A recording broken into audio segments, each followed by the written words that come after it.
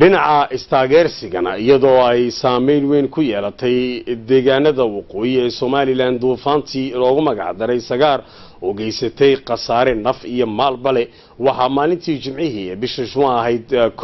sanadkan 2018 la gaarsiiyay deegaanadaasi gargaarkaasi oo lagu siday kolayo baabuur nooca URAL oo ay leeyihiin ciidamada qalabka sida duufaantaas ayaa sidaan arkaynaba waxa ay ku dhintay amba ay khasaare u geysteen xoolihii dadkaasi ay dhaqanayeen ciidamada qalabka sida ayaana gaarsiiyay gargaarkaasi deegaanada waqooyi ee Somaliland waxaana gargaarkaasi uu iskugu jiray daawooyin iyo sidoo kale qalabka dhinaca adeega ee adeegsadaan dadku gurmadkani ayaa ay Djibouti kaga jawaabtay qayladaan kaga timiday mas'uuliyiinta Somaliland waxaana gargaarkaasi la gaarsiiyay ku dhawaad 2300 oo qoys ciidamada qalabka sida ayaana u xil saarnaa amniga iyo qaybinta deeqdaasi waxaana hormuud ka ahaa taliyaha ciidamada ilaalada jamhuuriga Colonel Maxamed Jaamac Ducaali waxaa halkaasi ka hadlay taliyaha ciidamada ilaalada jamhuuriga Colonel Maxamed Jaamac Ducaali waxaana uu dhisaatay waxa weeyaan kolkii hore waxaan sameynay bahayd gurmadkii u horeeyay ee dhiig joojintii maanta halkani gurmadkii labaad oo dhulka ah saad arkaysaan baabuuradan aan rayd military ku sidno raashin laba qaybood kala baxaya 600 oo qoys oo gobolka Sel 2300 oo ah isaguna gobolka Awdal oo ku sii jeedno degmada gargaara waa waqti weeyaan hawl xalay oo dhan waad soo socoteen anagu saas laga xalay anagu soo soconay geedi dheer baan soo galay hawshii kale waan sugaysaa inka qaar hawl baan sugaysaa halkan waxaan inii wareejinayaa deeq ka kooban gurmadkii musiibooyinkii ka dhacay degmooyinkan gargaara Lughaya xeebta gurmadkii u horeeyay ee gargaarka ay dhulka soo marinay ayaa halkan iga wareejinayaa oo ka kooban 2300 oo qoys waxaa sidoo kale halkaasi ka hadlay mas'uuliyiinta deegaanada Lughaya oo u mahad celiyay jamhuuriyadda Djibouti iyo madaxweynaha jamhuuriyadda iyo sidoo kale Colonel Maxamed Jaamac Ducaali oo hormuud ka ahaa deeqdaasi waxaana hadalladooda kamid ah satani واتي لباد anigu aan gudoomo ee Djibouti ka timaada deeqihii hore ee badnaana deewaan arki jiray TV-yadu way furaayeen oo waligeed bay Djibouti aynu eelahayn marka abaar ka dhacdo ama tsunami ka dhacdo way soo gaarisay laakiin anigu barasaab ahaan muddadii yareedii aan joogay malaasa 3 bilood 4 bilood aan dhameyn baan joogaa waa deeqdii labaad anigu gudoomo gobolkan ee Djibouti soo dirtay iyo madaxweynaheedu aad baan uga mahadcelinay waxa inta dheereed waa rune say odayaashu sheegeen 2 saacadood baa markii uu duufaanku dhacay la meesha la yiraahdo Lughaya way ka baxsanayd khadka adduunkaba waxa helay diyaaradii ay soo dirtay dawladda Djibouti iyo madaxweynaha ka yahay Ismaaciil Cumar Geelle iyada ayaa lagu ogaado wax nool iyo wax dhinta iyo inay jirto inay weli nooshahay iyo inaan wax ku noolayn bayada ayaa ugu horeysay wixii ugu horeeyay lagu ogaado waxa weeye taariikh cad oo qoran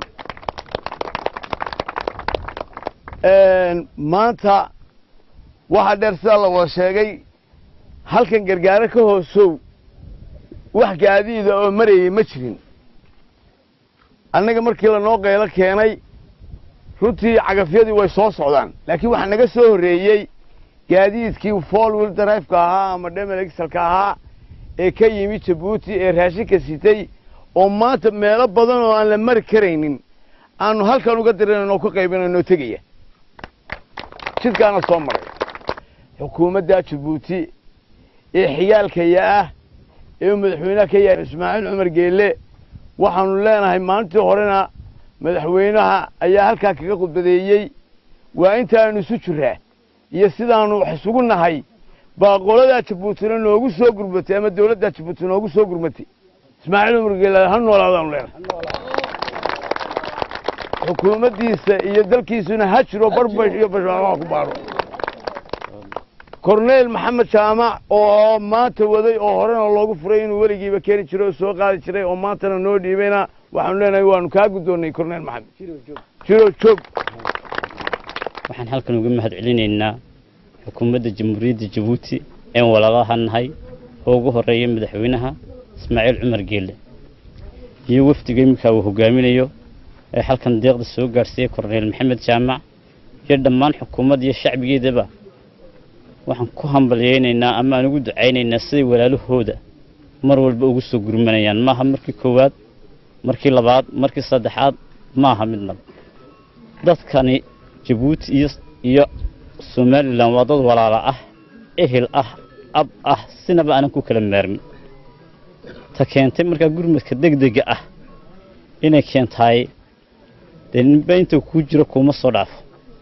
inta ku jiro kuma soo dhaafay waa walaaltinimada iyo wada dhalashada iyo ehelka weeyaan runtii deeqda dawladda Jabuuti ku soo deeqday aad baan uga mahad celinaynaa haddaan mas'uuliyiintii nahay runtii waa mid loo baahnaa waa mid saacadii loo baahnaa soo gaadhay wad arkayseen gurmad markii la gali kari waayay log haya cidii ugu horeysay jawaab ka bixisay warbixin ka keentay waxay ahayd xukuumadda Jabuuti taasi waxa keentay waxa weey walaaltinimada iyo dhalashada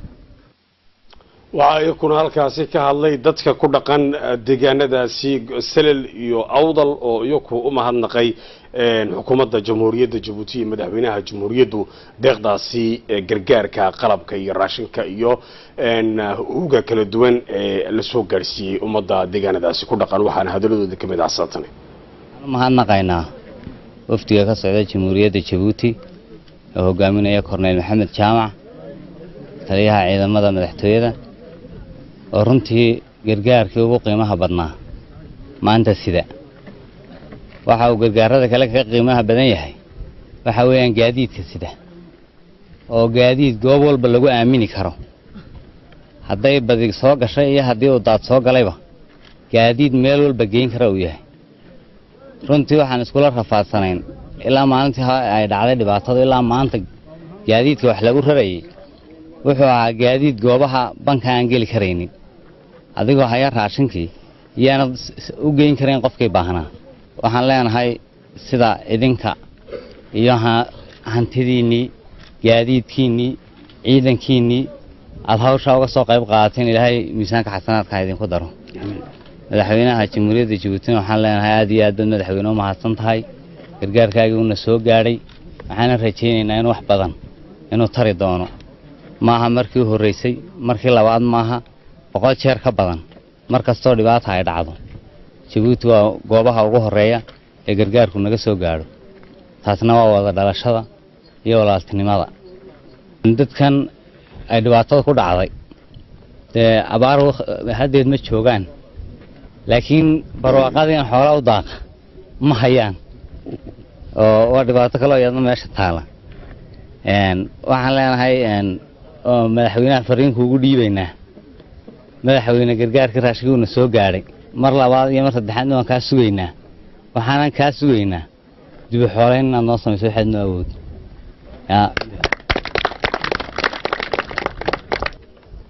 maanta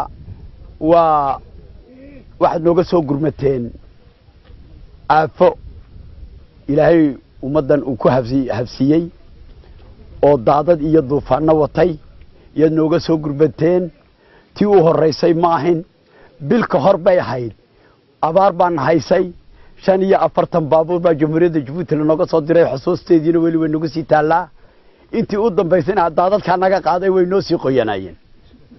way noo sii yaaleen taasi waxay cadaynaysaa hamiyadda walaaltinimada ku dheehan wada dhalashada ku dheehan ee madaxweynaha Jamhuuriyadda Jabuuti Ismaaciil Umar Geele iyo xukuumaddiisa iyo shacabka reer Jabuutiba ay u hayaan ummadda reer Somaliland ay hayaan bay taasi muujinaysaa waa intaad nooga soo sokaysiin ummadaha kale oo dhan weeyi korneel maxamed jaamac maalintii kugu horeysay ma ahayn had iyo jeer gurmad baad noo keentaa aad iyo aad baan kugu mahadnaqaynaa badhasaabka isagaa guddoomiyey kii hore maantana nasiib wuxuu yeeshay mar labaadkii inuu muddo bil gudaheeda inuu